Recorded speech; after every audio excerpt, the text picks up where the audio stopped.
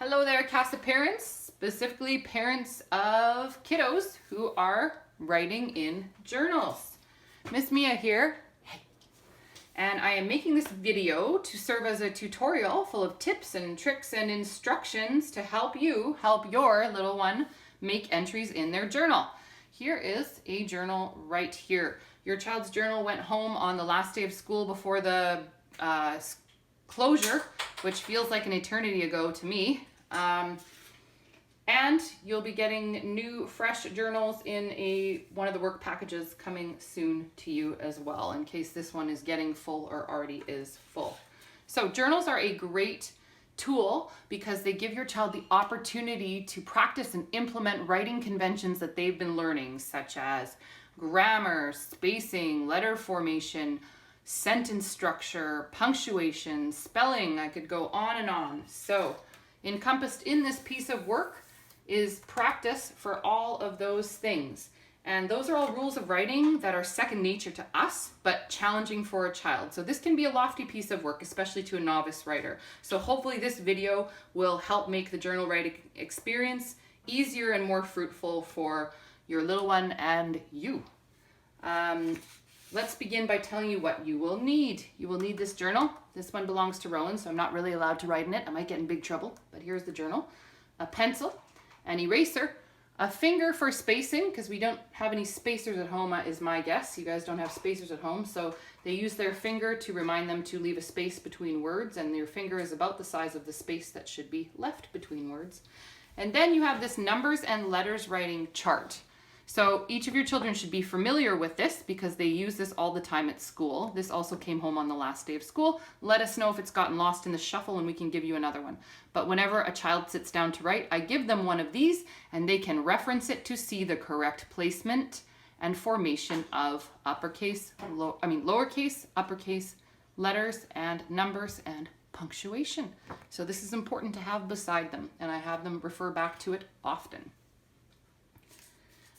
Here are some journal writing prompts. They are attached in a PDF to this email, an array of journal writing prompts. Those went home in another email, but I will attach it now to make sure it's right there at your disposal. You don't need to print them out. You could just scroll through them on the screen and have your child pick one and use it from there. These types of writing prompts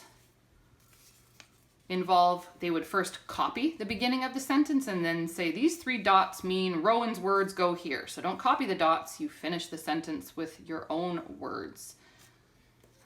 Same with this one, in my opinion. So they would copy this and then write dogs or cats are the best because, and then your child's words go here.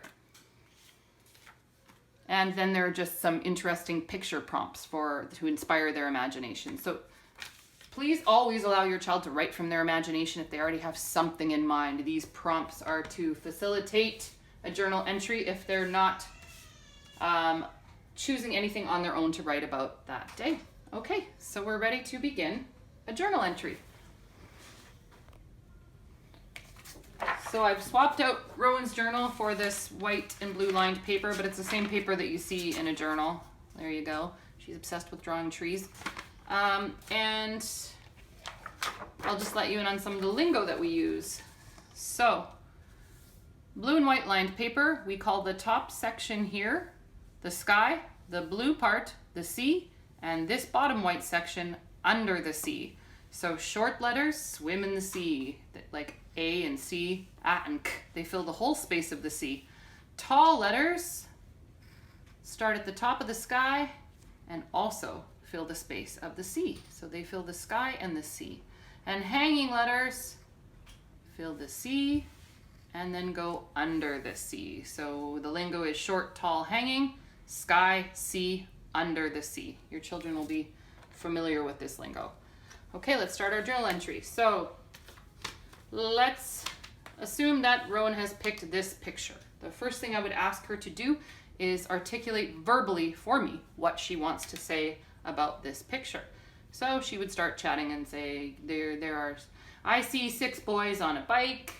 The bike is blue. They should be wearing helmets. So I'd say, okay, great. So what is the first thing you said? What is your first sentence that you said? And I always remind children that a sentence makes sense. It's a group of words that makes sense. So chicken, rocket ship, Tuesday, is that a sentence? No, because even though it's a group of words, it doesn't make sense. It doesn't tell you something or ask you a question, right? So I like chocolate cake. Yes, that's a sentence because it's a group of words that tells you something and makes sense. So I'd ask her, what was the first sentence you said about this picture? I see 6 boys on a bike. All right, let's count how many words are in that sentence together. I see 6 boys on a bike. So she would say 7. I'd say, that's right, there's 7 words in your sentence. Let's write down this 7-word sentence together. So what was the first word in your sentence? So she might write, I see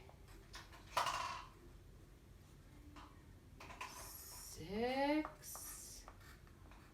And then she might forget what her next word is. This happens a lot. So you say, yes, you've already written 3 words of your 7-word sentence. Go back to the beginning and read your sentence from the beginning, and then the next word will just fly out of your mouth.